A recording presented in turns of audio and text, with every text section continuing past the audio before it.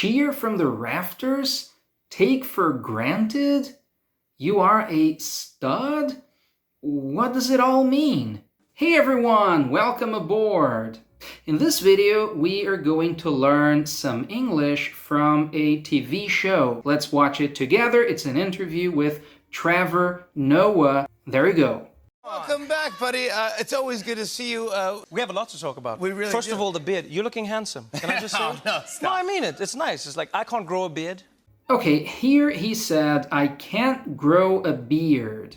I can't grow a beard. Some years ago, I always shaved, but then I decided to grow a beard, which means you stop shaving and your hair starts growing, and then you keep your beard. You grow a beard and you keep it. So this is the verb we use, grow. I grow a beard. What about you? Have you ever grown a beard? Leave it in the comments. Next. So whenever I see somebody do it, I like cheer from the rafters. You go, Jimmy! Yes, I cheer from the rafters. That's an idiom, but first let's understand the word rafter. Rafter are pieces of wood that are used for building the top of a house. So there's the house, and then on top of the house you put rafters, and on the rafters you put the tiles to cover the roof of the house. Here is a picture of some rafters. So rafters refer to the top of a house. In English, there's an idiom which is to the rafters. So when you shout to the rafters, or when you say or do something to the rafters, it means you are doing it out loud so everyone can hear it. I will shout to the rafters that I love you, which means I will tell everyone, I'll shout it out so everyone can hear it. I will shout to the rafters. In this video, he says, I cheer from the rafters, which means he is at the top. So when you say you're doing something from the rafters, it means you do it from far away. So you're shouting from far away so that the other people can hear it. He is cheering, he is celebrating, yeah, way to go, from the rafters, from far, from the top, out loud, so that everyone can hear it. Next. It took me 6 months to do it. I yeah. can't even do it. So Oh, yeah. come on, you're How a have you been? stud. I I haven't seen you in appreciate a- it. You're a stud. What is a stud? Well, that's slang. It means handsome, attractive, and you mean that that man is masculine and handsome. You say he is a stud. So you're a stud, you're masculine, you're handsome. That's what it means. Next. Well, you know, every single person. We were in our apartments for 2 years. You know, the world changed. We experienced collective grief. Now, here in this part, he mentions the collective grief. Grief, what does it mean? This word, grief. That's the feeling you have when someone you love dies, right? So if your relative, your friend, someone very close to you dies, that's what you feel, grief. This is the noun, grief. The verb is grieve. So if you are suffering because someone you love died, you are grieving, which means you are going through that period of feeling very bad, feeling miserable because someone you love died. You're grieving, and the noun is grief. That's what this word means. Next. We went through something, and what's on the other side? I don't take anything for granted anymore. Well, here he said, I don't take anything for granted anymore. But what does take for granted mean? I'll give you one example. Say you live in a very small house and then you move to a bigger house.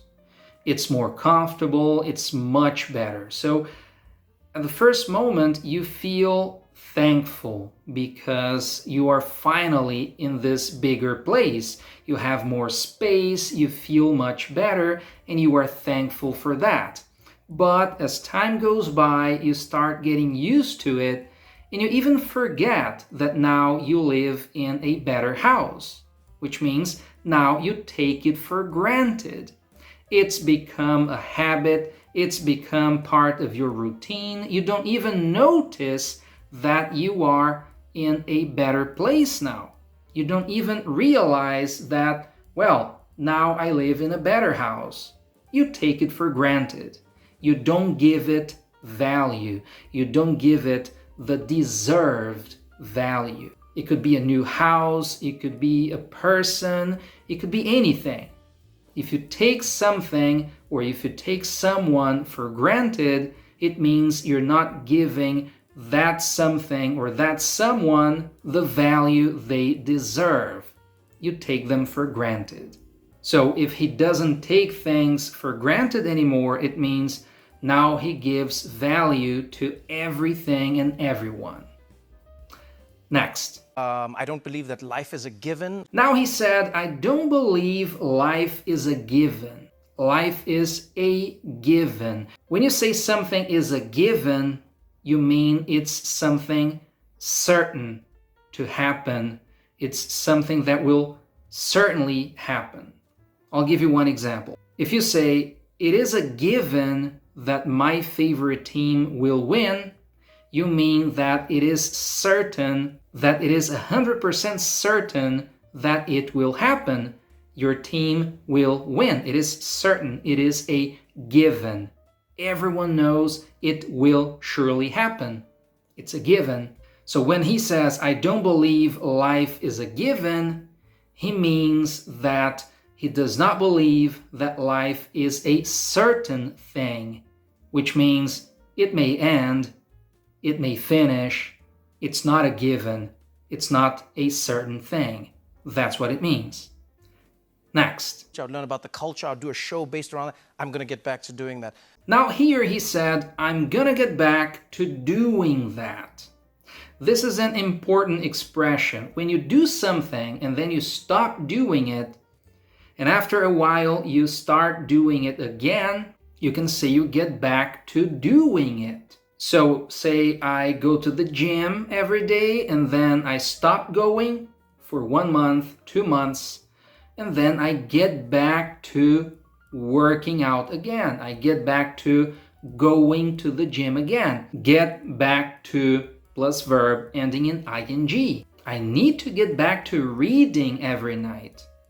I think you should get back to studying, which means you stopped studying and now I think you should start doing it again. You should get back to doing it again. This is how we use these words, this expression. Next. You just sold out in Toronto, was it? It was amazing. It was truly, Two truly nights amazing. in a row, right? Yeah, man. Now here he said 2 nights in a row. In a row. It means non-stop. If you say you work for 2 nights in a row, it means you worked for 2 consecutive nights. So you worked, say, tonight and tomorrow night. If you say you worked for 7 days in a row, it means you worked for 7 days non-stop. There was no day off. There was no weekend. You worked for 7 days in a row. If you say he watched 5 movies in a row, it means he started watching a movie, and when that movie finished, he started watching the second movie and then the third movie in a row, non-stop. No break, no free time, in a row. Next. You know, the Black Panther sequel is coming out soon. Now here he said that the Black Panther movie is coming out soon. Come out. This is a very important phrasal verb. It means to start, it means to be released. If that is the first weekend a movie is in theaters for people to watch it, you'd say the movie is coming out that weekend. Can you think of any movies that are coming out this month? Leave them in the comments. And what movie would you like to see coming out? Leave it in the comments. Next. You know why? Because I hate spoilers. Yeah. And so I wouldn't spoil it even for my friends to let them know that I'm doing a Now here he said, I wouldn't spoil it even for my friend. Spoil is a verb. It has a lot of meanings. One of them is when you tell someone about important parts of a story, such as a movie. Say you watched a movie, your friend didn't watch it yet, so you know the story, you know the ending of that movie. If you come to your friend and you tell your friend what happens in the story, what happens in the movie, you are spoiling it. So there's the noun, spoiler. I don't like spoilers, which means I don't like when people tell me what happens in movies I haven't seen yet, but it's also a verb. So don't spoil that movie. Please, don't spoil it for your friends. Don't spoil it for me. This is the preposition you should use. You spoil something for someone. You spoil a movie for a friend. Do you like it when people spoil a movie for you? Leave it in the comments. Next. People argue about everything, and I don't think you have to agree with everyone on everything.